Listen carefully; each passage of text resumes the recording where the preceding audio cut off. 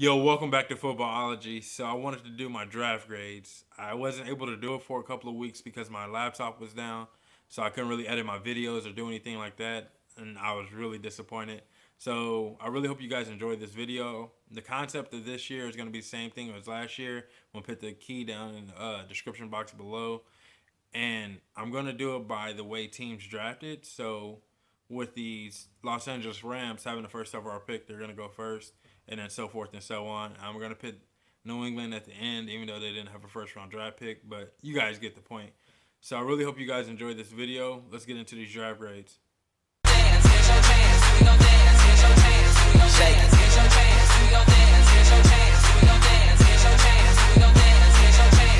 Drop down and shake it, shake. Drop down and shake it, shake. Drop down and shake it, shake. Drop down and shake it. Drop down and shake it, shake. Drop down. To start off, we have the Los Angeles Rams. Now, the best pick that they made was the Jared Goff pick. They had to make that pick. But at the same time, the worst thing that they did in this draft was making those moves to go up to get that pick. I understand that you needed a quarterback badly, but don't sit there and tell me Case Keenum is your quarterback and then go trade away as much as you possibly can to go get Jared Goff. Now you're expecting a lot more from this guy. He's not going to sit. You can't afford for him to sit. He's a guy that's got to start day one because you need that play on the field that you saw from him that made you give up all those picks, if that makes sense. Now, the pick that they made that I like was the Pharaoh Cooper pick. I definitely like that guy. Like, for some reason, I don't know why, more and more I watch of him. He's a smaller receiver, yes, but I definitely feel like he plays bigger than what he is, if that makes sense. So he's more or less one of those guys that could potentially be looking at an invitation to the 6 foot and under club. But at the same time, I just felt like that this team had so many needs and they could have did a lot more with the picks that they had instead of trying to, trade up to go get one guy. So you really hope Jared Goff pans out for them because they need him to with everything they gave. So my draft grade for the Los Angeles Rams is going to be silver because I definitely felt like that. Like I said, they did what they could with what they had, but I definitely feel like they could have did a little bit more if they would have just stayed where they were at and just hopefully that a guy falls to them and they could have built a roster with some of the picks that they lost, in my personal opinion. But it could be a gold, depending on how Goff looks in his first year. And just for the first 5 seasons, can he be that quarterback that they were hoping for when they gave up all those picks? So this can easily turn into a gold. I'm not taking anything away from the Rams draft because they did what they had to do. Next, at the number 2 overall pick, we had the Philadelphia Eagles. Now, they pretty much did the same thing as the Los Angeles Rams did by trading up and going to get a quarterback that they felt really confident in. Now, I'm not sure if it was Jared Goff they originally wanted. Carson Wentz went because of Goff going number 1 overall, or vice versa, or whatever the case may be. I just didn't feel like the worst thing that they did in this draft is they didn't improve their defense, and they didn't improve it enough. And once again, this was one of those teams I didn't see any reason to take a quarterback with Sam Bradford being under contract, with Chase Daniels being under contract, and then there were so many other things this team needed, in my personal opinion, that they needed a full draft and not a partial draft like they gave themselves. And you just hope for the best for Carson Wentz, just like you did with Jared Goff, because they need this to work for them. For you to give up as much as you possibly can and be in a new regime, you need this kind of stuff to work for you. We've seen the same thing happen in Washington, and it just wasn't right for them. You know what I mean? Like, it just didn't pan out for either party, RG3 or Washington. So you really hope that Jared Goff has an opportunity to come in. And I know Sam Bradford wants out. I hope Sam Bradford does get out because he doesn't deserve to be there either. He signed that 2-year contract thinking that I'm going to get paid good money, but I'm going to put a good product on the field. I'm not just going to pay good money or get my money and that's it. Then at the same time, if you're Sam Bradford, go out there and compete, do what you got to do. You're still getting paid. They're still willing to pay you, so take the money and whatever.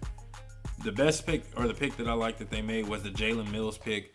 I definitely feel like he's a good player and that with a little bit of coaching, he can definitely be a difference maker in that secondary and definitely help this team improve and take that next step. I know they had a lot of young guys last year, and that was something that kind of scared me away from this defense.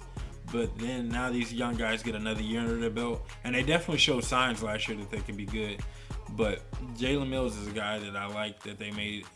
Once again, just like the Los Angeles Rams, they did what they could with what they had in this draft. My draft grade for the Philadelphia Eagles will be silvers, and the reason why I'm giving them silver is because once again I don't believe in it too much to trade up that high and give up that much for one player unless you're that sold on them. Once again, like the Jared Goff situation, if Carson Wentz pans out for the Philadelphia Eagles, it can easily bump up to a gold because then it makes it look like the best pick. And also looking at this draft class, just a real quick side note, both of these teams, it applied to both of these teams. This draft class, I don't think was impressive enough for these teams to stay where they were at. So they felt like they needed to go ahead and try to get a quarterback now and a guy that they can build around in the near future. So I'm okay with it. Just like I said, these guys have to perform for these picks to be justified. And that's pretty much about it. Next, we have the San Diego Chargers at number 3 overall. Now, this team, the best thing that they actually did was go out and get Hunter Henry. Now, this was kind of conflicting for me, considering I think they had Latavius Green, or I think that's how you say his name. Please don't butcher me. I know his last name is Green. Just put it that way. They had him. For them to go out and actually go get another tight end was really interesting and intriguing to me. But then at the same time, to go get Henry definitely showed me that they cared about the future of their quarterback. And they wanted to keep him with a consistent tight end weapon. And I think that's what Henry's going to do for them. And then also they might be going to a lot of 2 tight end sets. Something to be able to run the ball a little bit more effectively. And also get the ball out to some legit pass catching tight ends. The worst pick that they made, now I'm going to get smacked upside the face for this, but it was Joey Bosa. Joey Bosa pick made no sense to me at all. Now granted, I know he was one of the best players on the board and all that good stuff, but taking Joey Bosa made no sense when you had Ronnie Stanley staring you in the face. The Landry Tunsil situation I was unaware of at this pick. I don't think anyone was aware of at this pick. And so Landry Tunsil was staring at you in the face. Ryan Kelly was another guy staring at you in the face. The list goes on of guys that you could have taken. Taylor Decker. Taylor Decker wasn't a number 3 overall pick guy. Ronnie Stanley would have been a guy that you should have taken there and protect your quarterback. I understand that you want to get after the quarterback and you're trying to build your team just like your divisional opponents in the Kansas City Chiefs and the Oakland Raiders and also the Denver Broncos. You want to get after the quarterback and you feel like Joey Bosa can do that for you. I'm not too high on Joey Bosa personally. I think he's an average pass rusher, and I think that at the next level, he's going to be an average pass rusher. He's going to be a role-playing pass rusher. They still don't have a stud pass rusher, in my personal opinion. And who knows? Joey Bosa might just tear it up and all of a sudden be a beast. I don't know, but that's how I feel right now, and that's my personal opinion. I just think he's an average pass rusher, and they kind of set themselves back another 2 years. I've been saying this for 2 years now. San Diego, you play in a division with pass rushers, you need to protect Phillip Rivers. Plain and simple. You go out and get Travis Benjamin, and that's a different story for a different day. But I don't know. And the best pick, or the pick that I like that they made, was Joshua Perry.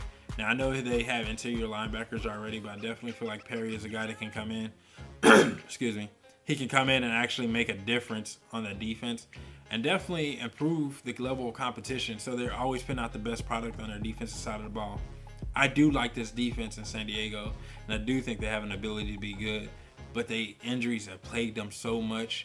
If they can stay healthy, they can be probably a top 10 defense in my personal opinion. If this defense can stay healthy, it could be a top 10 defense. My draft grade for the San Diego Chargers is going to be cubic zirconium, and the reason why I'm giving them this, they were like this close away from getting a pile of dirt in my personal opinion. The reason why I'm giving them this is because even though I don't like the Joey Bosa pick, it makes sense to an extent. At number 4 overall, we have the Dallas Cowboys. Now, I really like their draft and the way they did things. Now, the best pick that they made was the Ezekiel Elliott pick. I didn't see it happening, honestly. I thought they were going to go against the grain and go get an offensive lineman or something. No, I'm joking. That would have been crazy. Taking, like a Landry Tunsil or Ronnie Stanley. Now they got 5 first-rounders. Yeah, 5 first-rounders on their offensive line. But, no, the Ezekiel Elliott pick actually made sense. If he can do what he did at the collegiate level, and he did, had great success, can't imagine what he does behind this Dallas offensive line. It's not much asked from him because of Tony Romo and Dez Bryant and what those guys can do together. It's going to be basically go out there, don't mess up Ezekiel, and take care of business. Now, a lot of people putting a lot of pressure on him, especially from like a fantasy aspect, I think. But a lot of people are putting pressure on him because they're expecting Todd Gurley numbers or better. And personally, I agree. You're a top 3 pick. You're behind an all-pro offensive line. Todd Gurley didn't have any of those things in his favor, and he still put out, decent numbers and won Offensive Rookie of the Year. So why, if you're Ezekiel Elliott, why can't you repeat that? Obviously pending injury or if he gets hurt or anything like that.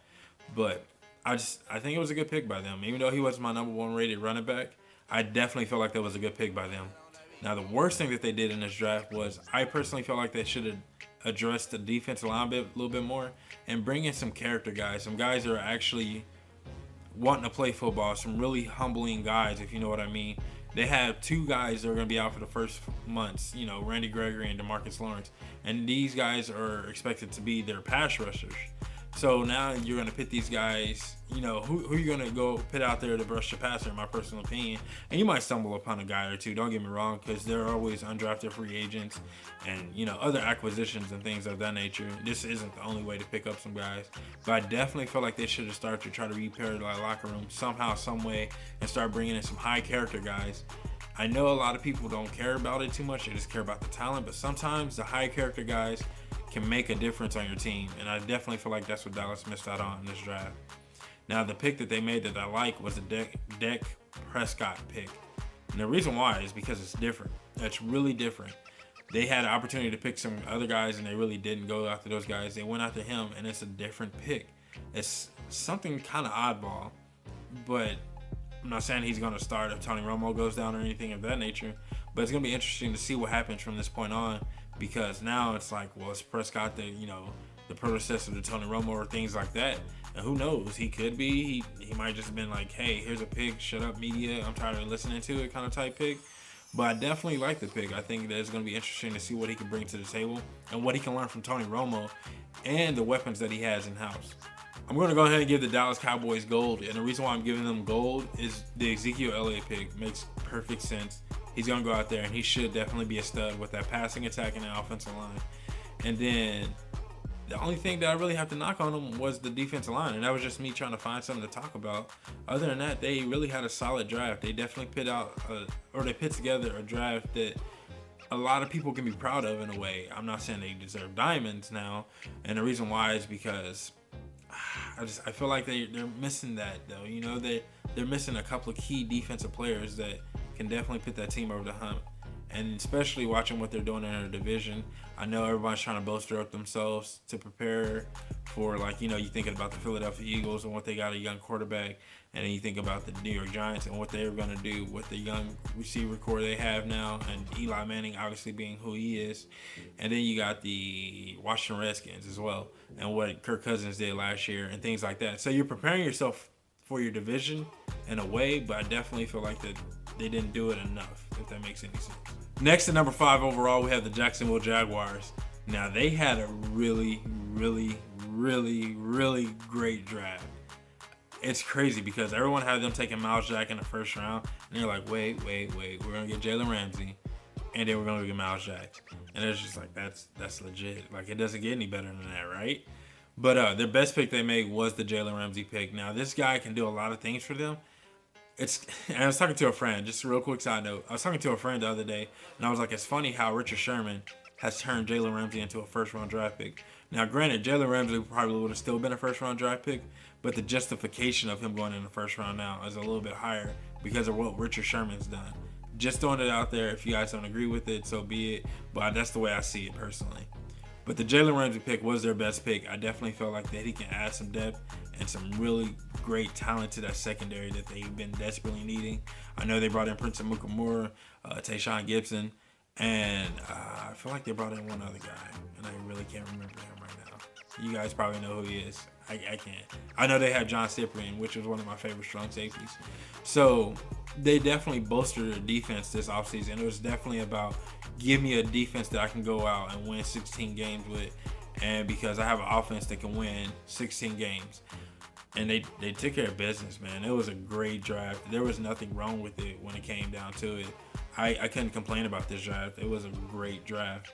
And the pick that they made that I liked the most was, obviously, you guys go check out my sleeper video. They got Shelton Day.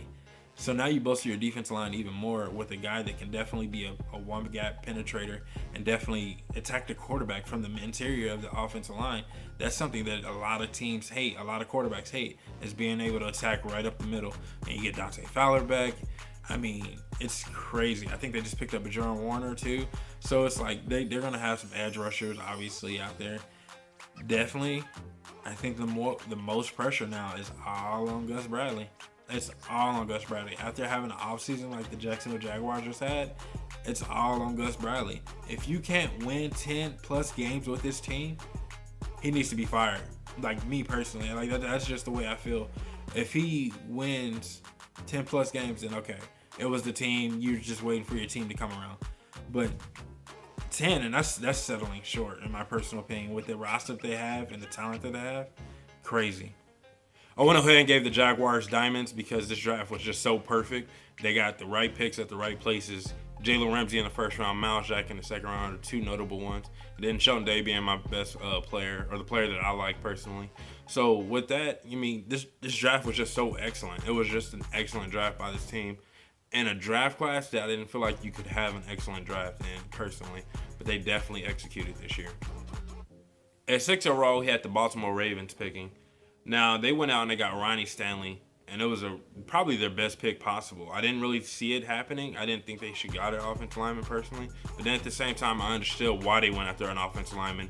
Definitely wanting to try to secure that offensive line and keep Joe Flacco upright. They want to take care of their quarterback. Why not? He's your $100 million man, and that's what he deserves. He deserves to be protected. The one thing that they didn't address that I feel like they should have did, the worst thing about this draft, was they didn't address the wide receiver position. I don't care too much for the Baltimore's wide receivers right now. I know they had Kamar Aiken come on last year, and he definitely showed some signs of guy that can be that guy. But then, you know, they're Bashar Perriman, which me personally, I just felt like that they went out and just replaced Torrey Smith by getting him. And they do bring back Steve Smith, but Steve Smith is getting a little bit older, and they almost lost him this year to retirement. But, you know, granted, he's a prideful guy and wanted to come back and say, I want to play one more season. So with all that being said, I still don't feel like they have a true threat at the wide receiver position. I felt like they should have went out and tried to address that in some kind of way, shape, or form. But once again, the offseason has different ways of doing things for you, you know. There's a lot of players out there on the trade block, so forth and so on. So they can still find a guy, personally. And then the pick that they made that I liked the most was the Marcus Kennedy pick. I definitely feel like he's a guy that's going to come in and help out the secondary, which, me personally, I don't feel like it's a bad secondary. I just think they've had a lot of bad luck back there. But I think they get back Mac Elam. A lot of people are not talking about him. I really like him as a safety. Jimmy Smith shows signs that he could be that guy. Hopefully he's a guy that's working on his offseason technique. But Kennedy is definitely a guy I feel like they add depth and somewhat talent there. I feel like he was a really good pick for the Baltimore Ravens, and a guy that, once again, with the Baltimore Ravens draft, you just don't know what you're going to get exactly until a year or two down the road. And I think he's one of those guys that can be a standout guy for him. I went ahead and gave the Ravens gold, and the reason why I've given them gold is because I definitely felt like that they actually had a solid draft, even though they didn't address the wide receiver position as much, or with the right player, I guess you can say. I'm not saying there was a top 10 receiver out there that you was worth taking, like a Sammy Watkins or an Amari Cooper or some guys like that. But I felt like they needed that wide receiver, and that definitely would have set this draft over the top for me. But getting Ronnie Stanley, getting a guy that can probably anchor down your offensive line for the next 10 years, and they still have a pretty decent offensive line up there. It's not like they got, you know, chopped liver on the offensive line. They still have a good offensive line, and they're just adding a really talented player to that offensive line, and definitely can improve that running game with him. And then, like I said about Kennedy, I definitely feel like he's a guy that's going to actually help this defense with depth and probably talent as well. At 7 overall, we had the 49ers picking. The best pick that they personally made that I liked, or I thought was their best pick, was the Joshua Garnett pick. Definitely a guy that can help replenish some of that offensive line that they've been losing, you know, slowly over the years. They lost Ipati, then they lost Anthony Davis to retirement. Then I think they lost Alex Boone this year. So these guys were, you know, staple points for that offensive line, and now you're starting to, like, lose them over the course of the years. And so now they go out and get a Joshua Garnett, which I think is a great mauling guard, a guy that can definitely allow the 49ers to get back to what they do best, and that's to run the ball and not air it out as much as possible. And then the worst pick that they made, now I'm going to get a lot of help for this too, and the worst pick that they made was the DeForest Buckner pick. I didn't feel like DeForest Buckner was a first rounder. I definitely felt like he could have went in the second or third round, and you would have still you could have found other value in the first round without getting him in the first round, if that makes any sense. But DeForest Buckner was a guy I wasn't completely sold on, but I think they had success with Eric Armstead, so they're like, oh, let's go back to the well. Obviously, we can do this. We can team these two guys back up together, and then they can start wreaking havoc on the league. Hopefully it works out for them, but DeForest Buckner is not a pick that I felt really good about. But the pick that they made that I like was the Aaron Burbridge pick. You guys see my sleeper video. And the reason why I like Burbridge is because I feel like he's that guy that can potentially be that 6 foot and under club receiver, potentially. The thing is Colin Kaepernick is definitely a quarterback that maybe give him a chance, might not. But once again, they went out. They were a team that needed to kind of address the receiving core, and I feel like they addressed it really good with this guy. But they needed to go out and address the receiving core. You got an agent Anquan Bolden, which is your strong possession 3rd and 2, 3rd and 3 receiver that you can give the ball to, and he can get that for you. Then you got your deep threat in Torrey Smith, which I feel like he still has inconsistent hands. He's just not that receiver. And then I know they got a couple other guys out there. Don't burn me for it, but I know they got a couple other guys in San Francisco that they use. But those are two of the key guys that you needed something more there. You need some talent, and I feel like Burbridge could add that to the team. I went ahead and gave the Niners gold, and the reason why I'm giving them gold bricks is because they did have a good draft. The only thing that I really feel like, outside of the DeForest Buckner pick that I wasn't a big fan of, I definitely feel like they should have tried to add a little bit more depth. They probably would have been one of those teams I would like to see trade back, but once again, was it worth trading up for most of these teams out there? Probably not. With the Landry Tunsil situation happening at this point, a lot of teams are probably like, why should I trade up for him? I'm just going to let him fall, and if he comes to me, maybe then.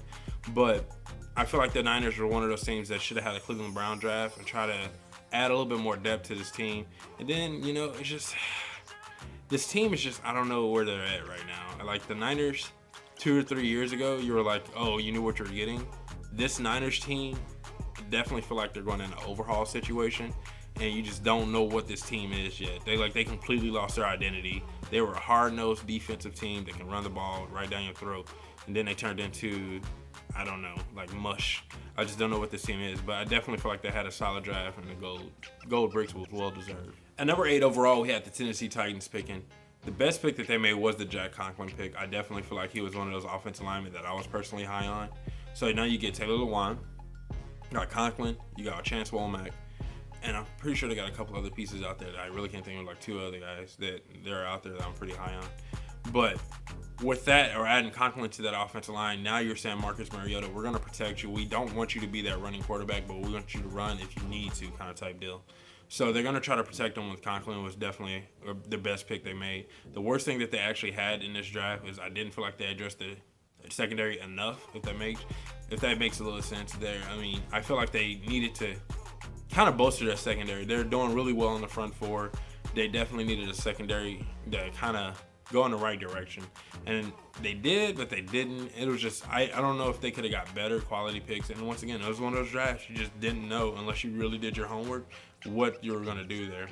Now, the pick that they made that I like, you guys know this, Derrick Henry.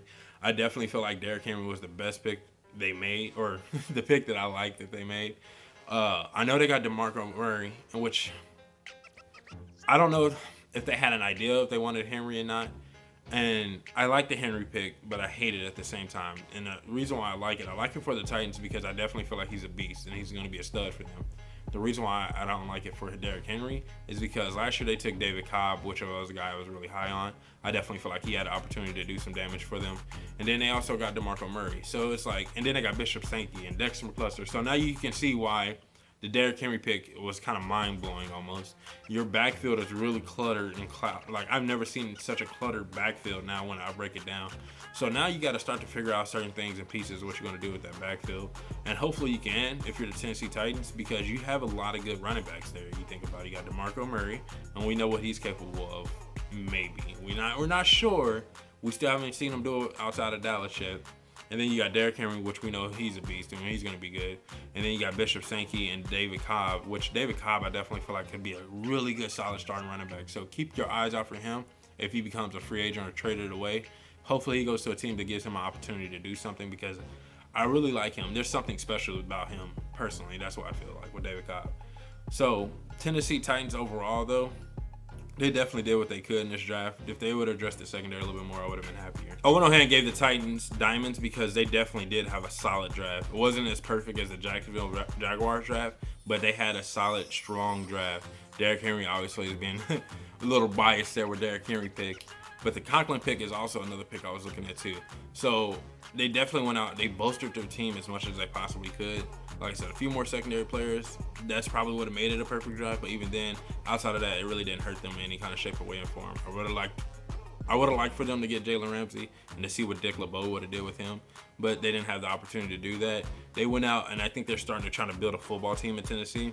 So give it time. It's going to take time there in Tennessee. But I definitely feel like there's one of those teams that, if they stay intact from coaching staff on down, that they're going to definitely put a solid squad together, and that's why they deserve to get diamonds. Picking at number 9 overall, we had the Chicago Bears. They got the best pick that they made, and the pick that I like, so this is going to go hand in hand, was Cody Whitehair. Definitely feel like they're doing something now. They're starting to bolster their offensive line that need been bolstered for, 3 or 4 seasons now. It got so bad to the point where you're taking your best offensive lineman, and Kyle Long would say, play left guard, play right tackle. Just play all up and down the right, all up and down the offensive line for me, please, because I need you to protect Jay Cutler. And that's how bad it got for the Chicago Bears. They definitely needed a guy like Cody Whitehair. Definitely come in and start to anchor down that offensive line in the middle and hopefully start to build some kind of wall in front of Jay Cutler because he's getting older, but he still has the cannon. We know he can still launch the ball down the field. You bring back Alshon hopefully on a good contract. You get Kevin White from last year that, remember, he didn't play hardly at all last year. I don't think he played at all last year. So you get him back from last year. And so hopefully now you can get the run game going with Jeremy Langford and some of the other guys that they have there. You have a good team in place if you're Chicago offensively, so you definitely can understand why you need to start to protect Jay Cutler. Now, the worst thing that they did, now this is potential. Now, when I say potential, it just depends. This needle can go either way. It could be Leonard Floyd. No. The reason why I say it could be Leonard Floyd is because the dude looks like a wet noodle. Like, he's just really tall and lanky, and I'm not sure how I feel about that just yet. We seen a guy like him go a few years ago in Deion Jordan, and look how that turned out. More or less off the field than anything with Deion Jordan, but he definitely showed the ability on the field. So now, hopefully Leonard Floyd can be one of those guys that can come out and definitely use his ability and use his talent and stay on the straight and narrow, but they needed a pass rusher, so I understand the Leonard Floyd pick at the same time. So I can't really knock it as much, but at the same time, I'm just like, maybe somebody else potentially. But they definitely needed a Leonard Floyd to help from a pass rushing standpoint. I went ahead and gave the Chicago Bears gold, and the reason I'm giving them gold is because of the Cody Whitehair pick, more or less anything. And right now, I'm aiming for the sky for Leonard Floyd personally, because a lot of people have talked me into him and said he still has the ability, he has a frame that you can build off of. So with that all being together, I'm going to rate this on the higher end of the spectrum because of that. Hopefully Whitehair and Leonard Floyd are two guys that I'm really banking on to be key pieces for the Chicago Bear team. Definitely Whitehair being an anchor in the middle of the offensive line and Floyd being a true pass rusher, something that Chicago has been desperately needing for years now. So once they put that all together, hopefully gold can turn into diamonds, because they definitely still have a good, solid young team coming up. Picking number 10 overall, we had the New York Giants. The best pick they made was their first round pick in Eli Apple. Definitely going to replace Prince Amukamara, which was a deal, but I know they went out and got Janoris Jenkins in the offseason as well. But they're replacing Prince Amukamara with Eli Apple, a big, long corner that can play on the outside with DRC and things like that. So him coming in, he won't be asked to do much because of the Jenkins pickup, the Jenkins signing. But at the same time, you're hoping that you can get top-end play from him. There it is. I was going to say decentness. That makes no sense. But top-end play from him. And if you can, then, so be it. First-round pick, that's what you're looking for. Now, the worst thing that they did, for me personally, I know this is going to sound really weird to a lot of Giants fans out there, but I really felt like they needed to address their offensive line a little bit more. They didn't address the offensive line, and you guys know how I feel about the offensive line. You got to have a guy, especially with Eli Manning being your quarterback, you got to have a solid offensive line. And then on top of that, I'm not too sold on the Giants' run game. Their run game definitely need a facelift.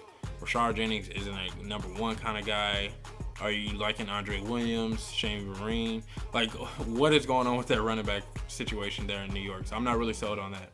The pick that they made that I liked the most, though, I think it was a second rounder, Sterling Shepard. That dude looks nice. He looks like another Odell, and and I think that's the reason why they went that route. He has that same kind of traits or abilities, if you will. Good strong hand possession receiver, good quickness in and out of his routes. So I definitely feel like they're trying to go down that road now. And then at the same time, you don't know what's going on with Victor Cruz. Personally, I'm not a big fan of Victor Cruz. I just think he's like a Deshaun Jackson, just bigger. And so all that combined into one, I feel like the Sterling Shepard pick make the most sense for them. With all that being said, I gave the Giants Silvers. Definitely a team that I'm not too sure about yet. The draft, I wasn't too sure about either. Outside of Eli Apple and Sterling Shepard, I wasn't vastly that crazy over the top impressed with it. But once again, like I said, you know how I feel about an offensive line. I definitely feel like I have to have a strong, solid offensive line in order to have great success. And that's something that I think the Giants need to do, especially playing in a division they're playing in. And I keep saying this about every team, the division that they're playing in, but it's true. The division you're playing in, sometimes you're going to protect your quarterback. But I guess on the Giants' hand, you're not playing any real serious pass threats yet. So at this point, you can afford to bolster your offense or bolster your defensive line like they did in the offseason to kind of come back and hopefully be the first one that did it in your division, if you will.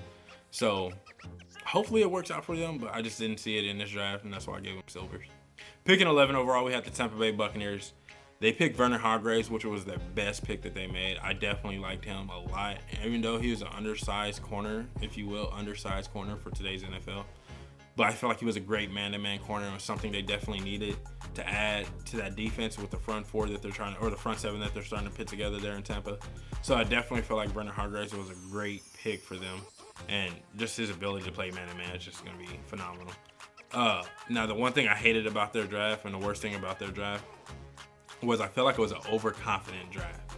And I'm going to explain myself. You took a kicker, I think, in the second round, and a lot of people try to justify the kicker on the internet and everything. Everything I read, everybody tried to justify the kicker pick. It felt like an overconfident draft, in my opinion. You are a team that you're not there yet, okay? You couldn't do it just yet. You need to add more depth in certain positions. I understand the kicker is good and he hasn't missed and blah, blah, blah, and all this. Like, I understand the list of things, but we've seen kickers go undrafted. We've seen kickers go in the later rounds. We've seen stuff like this happen, or teams get quality kickers in the later parts of the draft. So you don't necessarily need to go out and spend a second-round pick on a kicker. And that's just me from a football standpoint. Kickers are people to not know the whole sentiment and all that good stuff. It's all pretty and stuff. But I definitely feel like this team was overconfident in their drafting, and they just went out and got a kicker. Like, fuck it, why not? We get a kicker. The pick that they made that I like, though, and this was one of those things, again, my friends kind of talked me into it, and they just like, oh, he's good, was Noah Spence. My friend feels that Noah Spence can be the Justin Houston of this year's draft, a guy that just fell on hard times, kind of got in his own way, understands that he did wrong, and is going to come out and play hard. They needed a guy like Noah Spence on this defense, somebody that can edge rush a little bit better than what they have in place, in my personal opinion. And I feel like he can come in. He's not going to be asked to do much, and they're just going to allow him to do what he does, and that's get after the quarterback with Vernon Hargreaves playing on the back end. And hopefully that works out for them in Tampa. But they definitely are a team that you got to play Atlanta twice, Carolina twice, and New Orleans twice. You needed to bolster your defense as much as possible, and they did do that in a way. But I didn't like the kicker pick, but at the same time, the kicker pick made sense. It was a little bit of back and forth. I just felt like it was an overconfident draft. Like, why not? We have a good team in place anyways. Let's just go and get a kicker. And I felt like that's what it was.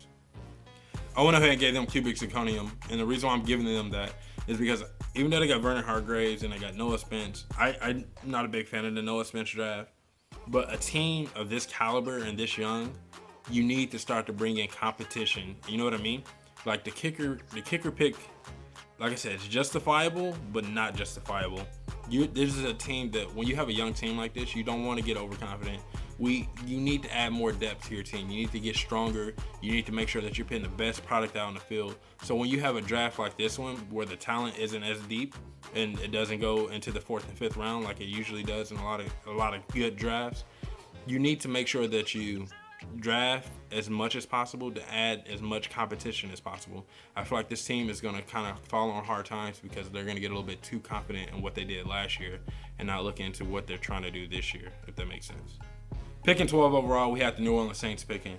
The best pick they made was the Sheldon Rankins pick. I I thought that was a pick that they should have went with all this time. A lot of people had him getting that guy. I definitely liked him as a defensive lineman. I thought he was probably one of the top 2, top 3 defensive linemen in this draft. Definitely, dude's a beast in my personal opinion. I think he's going to add so much pass rush up the middle, take pressure off Cam Jordan and things that he's trying to do out there. I think it's Cameron Jordan. The Cameron Jordan. I think that's I said the right one. But to actually add pass rush up the middle, keep a guy like Stephon Anthony clean. Then they got the Keek Ha guy from last year. He's going to be a guy coming off the edge. So, they're just adding more depth to this team and starting to add more things to it. And I think they also got Von Bell, if I remember correctly. I'm not sure if they got Von Bell or somebody else got Von Bell. But, so, you know what I mean? They're just adding to this front seven. That's already young. So, if not this year, next year for sure, the New Orleans Saints defense is going to be something to be reckoned with. The worst thing that I can say about this draft personally was they didn't have enough picks. But at the same time, this is an older team on the offensive side of the ball, so that's where I feel like they should have kind of got a little youthful there. But then at the same time, it's like you already have a lot of young guys on your team, so you don't want to put too many young guys on your team. That kind of backfired on them last year. Got Rob Ryan fired, the whole 9. So you don't want your team to be too young, but then at the same time, you don't want your team to be too old. So you got to find that good balance. So I understand without not having all the picks, but at the same time, I feel like they should have had more picks. The best pick that they made was the Michael Thomas pick. I definitely feel like that guy is going to be nice for them. Definitely adds another receiver to a receiving core that you can't say don't need a receiver, because Drew Brees is he's starting to get into that point where he's starting to create receivers like a Peyton Manning did for a while there. So with Michael Thomas, I definitely feel like he's going to be a guy to come out and give them a true pass catcher. I'm not a big fan of Brandon Cooks. Once again, smaller receivers. He just doesn't do it for me when it comes down to it. Hopefully he has a great year. Hopefully, I'm not a fan of Brandon Cooks personally. So Michael Thomas is a guy that I definitely liked a lot that they picked up. With all that being said, I'm still going to give the New Orleans Saints gold because I definitely feel like they deserved it and they earned it. With the picks that they did make, like I said, I think they got Von Bell. I don't know why they put it down on my notes. I should have. But the Michael Thomas pick and the Sheldon Ranks pick. And the only thing bad about it was they didn't have enough picks, but yeah, you still probably got 2 to 3 good starters. You can't go wrong with that, in my personal opinion. It's all about quality, not quantity. Quality, not quantity. So they definitely deserve to get gold. Picking at number 13 overall, we had the Miami Dolphins picking. The best pick they made was the Xavier Howard pick. They definitely bolstered their secondary picking him up, and I definitely feel like he was an underrated corner that a lot of people wasn't talking about. So I was really high on Howard, and I definitely think he's going to have great success at his next level. Best pick they by far made. The worst pick that they made, though, was the Landry Tunsil pick. Now, 2 reasons why. A, what was remaining on the board at the time that they could have potentially still picked up. I think Ryan Kelly was still there. Taylor Decker was still there. Things like that. The Landry Tunsil video kind of does affect me on this. I'm going to admit to that. It does affect me a little bit on this. And because you got to answer so many questions, you got to justify everything, whatever. The second point really bugs my brain. It just really bugs the crap out of me, and I really can't stand it. Last year, to all my footballologists out there and to all my football fans out there, you guys know exactly what I'm talking about. Last year, in the draft, I think it was a couple of days prior to the draft, La'el Collins those reports came out that I think his ex-girlfriend had died or something like that, or had been murdered, and he wasn't a suspect, but he needed to be questioned. So he had to go to Louisiana to go clear up all that information. Then I think right before the draft happened, hours before the draft, all the teams were notified that La'el Collins wasn't a suspect. His name was cleared, and any kind of allegations or anything pertaining to that situation he had nothing to do with. He was a clean cut, ready to ship, sealed, and delivered. He went undrafted. Now, here is it that we had video of Landry Tunsil, regardless of what time in his life that it happened. We had the video of Landry Tunsil that made it more of a reality at that point. So now you're looking, you're like, oh, wow, this dude actually does it. And then we had all the other Ole Miss situations and all that other stuff and allegations and all. It was a long list of things that were piling up, where here's a guy that got questioned, wasn't a suspect, but got questioned in a murder situation, and teams completely went running. And I can understand because of the Aaron Hernandez situation and all that good stuff. But when the police come and say, hey, don't worry about it, he's good, or the law comes and say, hey, don't worry about it, he's clean, he's clear, we were just making sure we were just covering all the ground. This man lost millions of dollars on something that he had completely nothing to do with. And La'el Collins is probably one of my favorite offensive linemen in last year's draft. I mean, La'el Collins all the time. Dude's a beast. So for all that to happen and Landry Tunsil still get to pick in the first round, it really bugged me and it really irritated me a little bit. So with what was left on the board in the La'el Collins situation that happened last year, the Landry Tunsil pick really bugged me, and I feel like it was the worst thing Miami Dolphins could have did. Now the pick that they made that I liked was the Kenyon Drake pick. I'm a fan of Ajayi, and I definitely feel like he's going to have a successful season. But the Kenyon Drake pick allows you to create depth at the running back position, create competition at the running back position, but at the same time potentially get a running back that, if he's healthy, can be a beast. He can be good. He can always catch the ball really well out of the backfield. He adds return value to your team as well, even though you got Jarvis for that. And then at the same time, he's still a good in between the tackle runner and the edge runner. So he adds a lot of more dynamic to your team, whereas Ajayi has things that he has to work on, but he still can catch the ball really well out of the backfield as well. So now you got a 1-2 punch that can be really deadly if you're the Miami Dolphins. I like the Drake pick, and I definitely feel like it can be a great pick for them. With all that being said, I'm going to give the Miami Dolphins silvers. And the reason why I'm giving them silver is because I definitely felt like that they took Landry Tunsil on let's create a storyline for our team kind of type deal. But at the same time, the Landry Tunsil pick makes sense. I really hope he stays clean. If he stays clean, then I have no problems. I don't worry about it. I don't care no more. It will sweep under the rug, and they are turning into a diamond draft automatically like that. The Landry Tunsil pick knocks them down that far because it felt so gimmicky. You know what I mean? Like Michael Sam's from a couple years ago. Michael Sam's situation. That dude was a first-round draft pick. NFL is frustrating. It's so frustrating. But the Landry Tunsil pick just felt so gimmicky, and they picked him, and I was just like, that sucks, because now you're going to mask what you did with Drake and what you did with Xavier Howard and a lot of other picks some of these other picks that you guys made. And so the Landry Tunsil pick really did it for me. It did it in for me, and that's why you guys are getting silvers. It seemed biased, it seemed frustrating, but it's so true, because that was a waste of a first-round pick, what you could have really did to bolster this Miami Dolphins team. That's really not that far off of being a really good team. All right, so here we go. I have to do this because I'm a footballologist, and this is what I do. I'm not a Chiefs fan right now. The Oakland Raiders, man. No offense to anybody, anywhere, and I hope you guys don't get offended by this. But when Al Davis was in office, these last 3 drafts wouldn't have happened this way. And you guys know I'm right. And nothing against Al Davis or anything like that, but they are drafting like gods in Oakland right now, man. They look like pure football geniuses. They're starting to get to the point where I won't grade them anymore, because not only because I'm a Chiefs fan, and it has nothing to do with that, but because they're at that point where they're Baltimore status, man. They're drafting guys that make sense but are crazy talented. The Khalil Mack pick, it will always ring in my mind, because I told my friend I'd rather play Jadeveon Clowney 2 times a year than play Khalil Mack. I promise you guys, I swear on everything. I told my friend that multiple times, and he was like, really? You think Mack is that good? Yes, Mack was that good. And you guys clearly seen. I feel like Carl Joseph might be that guy. He was the best pick that they personally made, because the dude was a beast, man. I personally feel like that he's that rangy guy. Now, I don't feel like he's as good as Earl Thomas when it comes to coverages, but he's Earl Thomas-esque, you know. I definitely feel like he has that ability to play in the run game, not afraid to tackle, but definitely can still cover a little bit. Put it this way, Earl got a Lambo, and I think that Carl Joseph has a Corvette. He's not that far off. Corvette is still a really fast car, and still a really good car, and that's the way I see it now. And I just think Carl Joseph was a great pick for them. But the worst pick that they made, and I seen something that kind of justified it, but at the same time, I was just like, The worst pick that they made was the Connor Cook pick. I really couldn't understand it with Derek Carr being as good as he is. But I guess you take Connor Cook, you get, let's say for instance, hopefully nothing happens to Derek Carr, because I wish no wrong on anyone. But Derek Carr goes down for about a month, 4 weeks, right? Connor Cook comes in, balls out Kevin Cobb style. 300-plus yard games every time, 3 touchdowns every game. Now, Derek Carr comes back. Derek Carr is your quarterback. So you start Derek Carr. Now the offseason comes. Connor Cook looks like a beast. Hey, what do you want for Connor Cook? Give me a second-round pick. Boom, boom, bam. You just transferred. You just made, I think, what was he, a 4th or 5th-round pick guy? And you turned him into a second-round pick just like that. Just boom, done. You know what I mean?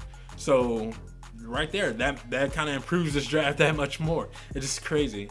Now, the best thing that I liked about this draft, or the one thing that I liked about this draft, was the whole damn draft. The whole damn draft. It wasn't as perfect, but definitely like that far off. I think if the kind of Cook pick was something different, I might have been saying that they've had the best draft out of everybody, but it wasn't as good as the Jacksonville Jaguars draft. But damn it, it was so damn close. With all that being said, I'm giving the Oakland Raiders Diamonds because they earned it, man. The way they've been drafting, like I said, they've been drafting like football gods over there in Oakland. Regardless, it sucks for all my Oakland fans out there that you guys potentially are like, Davis is trying to move your team and all that to Las Vegas. Like, you guys want to keep the team in Oakland. I completely understand. But at the same time, there's no need to move your team. There's no need to change your team name. In my personal opinion, that's not going to improve your team. What's going to improve your team is having these drafts like the way you are right now. You guys are having phenomenal drafts. And if not this year, I would say this year is about 70%. Next year is going to be 90% that you guys are going to be in the playoffs, and if not deep in the playoffs. This team is this close. I would say this close from being a Super Bowl caliber team. Del Rio is going to get them right from an attitude standpoint. If they can get some solid coaching with all that, because I don't care for Del Rio as a coach on the field, X's and O's wise, but when it comes to straight attitude and getting the team right and getting everybody on the straight and narrow, that's what he's going to do for this team. And you have mindsets like Khalil Mack, Derek Carr, Amari Cooper, Mike Crabtree, Mario Edwards that tore it up last year. And you get I'm not sure if he's still there, Justin Tuck, a guy like that. I mean, you get guys like Carl Joseph wants to come in and win. You got collection of similar. I mean, the list goes on of what they're doing in this offseason. This team is going to be really good and really amazing. And we got to play them 2 times a year. I ain't got to play them, but the Kansas City Chiefs, we have to play them 2 times a year, and it's kind of interesting, honestly, because Oakland already plays us tough. Now you get a good, tough, talented team. That game can go either way every time. Picking at number 15 overall, we have the Cleveland Browns. Now they went out and addressed the wide receiver position, and not only did they address the wide receiver position in the first round, but they addressed it in the 4th, 5th, 6th, 3rd. They addressed it pretty much almost every round, it seemed like. Definitely like Cory Thoman, though. I definitely feel like he's one of those guys that his invitation right now has been, drawn up and potentially sitting in the mail to the 6 foot and under club if he can stay healthy, in my personal opinion. But once he's healthy, he can definitely be in the 6 foot and under club. And then the pick that they made that I like, you guys know, you see my sleeper video, the guy that I'm banking on to be a beast, Carl Nassib. And it's so funny because out of the whole entire draft, everything I've read and everything I've watched and everything all together, out of everybody's grades for the Cleveland Browns, everybody overlooks Carl Nassib. I'm telling you guys, Carl Nassib is going to be a beast. He is going to be solid. He is going to be legit. I don't know how, I don't know why, but I feel it. Personally, dude is going to put up 12 sacks this year, and I put my rep on the line. You guys can unsubscribe if it doesn't happen, but I'm definitely serious. 12 sacks by Nassib, pending injury or if anything, if he doesn't get hurt or anything like that. But he definitely has an ability to put up 12 sacks. Worst thing about this draft, though, was what I kind of emphasized on earlier, was that quality over quantity. Sorry. They went out and they got 14 picks. Granted, 14 picks in the draft is good. 14 picks in this year's class, I'm not too sold on. And everybody's like, well, if you hit on 50%, you get 7, blah, blah, blah, hooty.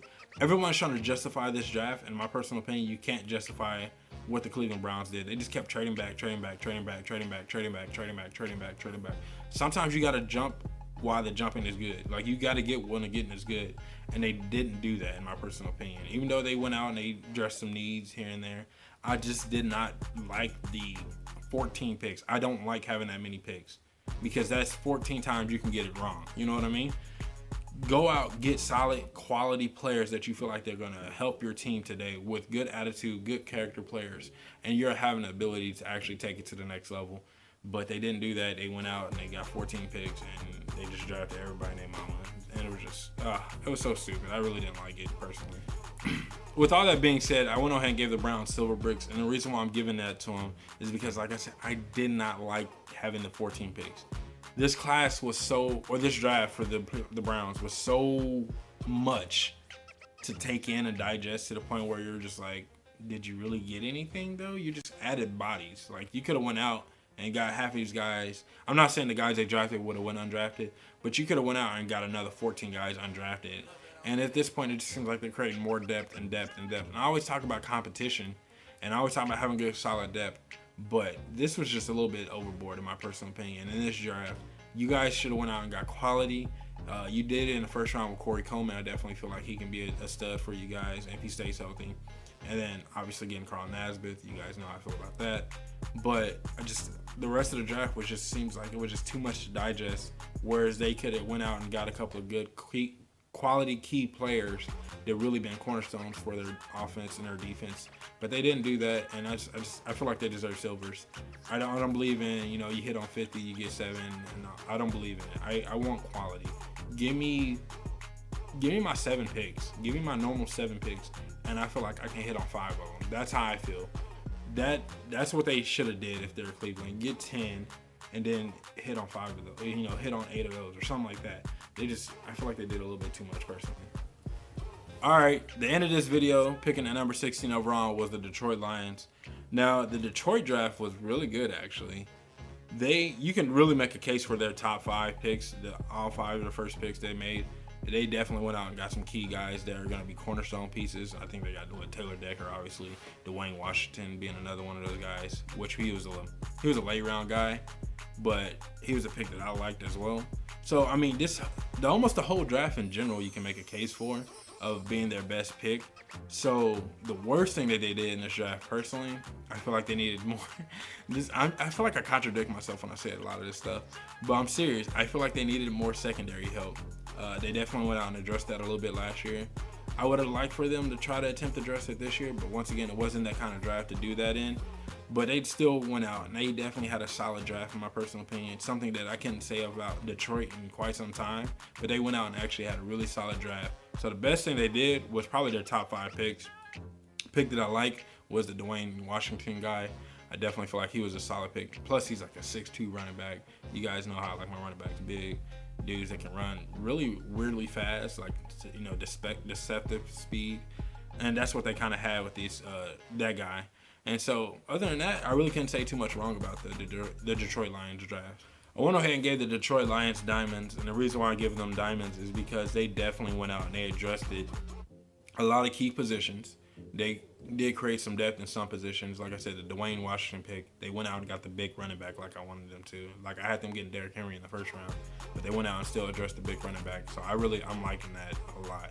I feel like the Detroit Lions are trying to turn a new leaf, especially losing Calvin Johnson. It's forcing them to actually be something and actually be a team now instead of just dropping back and just saying 81, go get it. And I like the draft in general. I like the whole draft, everything they put together, everything that they actually went out and picked. They definitely did their homework, and they definitely got a quality draft. And that's what kind of irritated me about the Cleveland Browns. They could have had just as quality draft, and I feel like the Detroit Lions are probably going to hit on those top 5 picks that they made, but the Cleveland Browns are hoping to hit on 7. It's just like, all right, whatever. I definitely think that the Detroit Lions earned diamonds this year, though. All right, that's all I have for you guys today. I really hope you guys enjoyed this first part of my draft grades. The second part should be coming out within the next couple of days. I'm kind of behind right now. I got so many video ideas I'm trying to conjure up and put together, so it's really taking a lot longer than I thought. But this is the first part. The second part should be coming out shortly. If I didn't mention your team, definitely come back and watch for that. And let me know what you guys think in the comment section below. I mean, bash it. Tell me what you think. Do you agree? Do you disagree? Do you feel like I judge your team right, wrong, whatever the case may be? And if you're not a footballologist yet, I don't know what you're waiting on. Go ahead and subscribe to the YouTube channel and become a footballologist today. Deuces, football fans.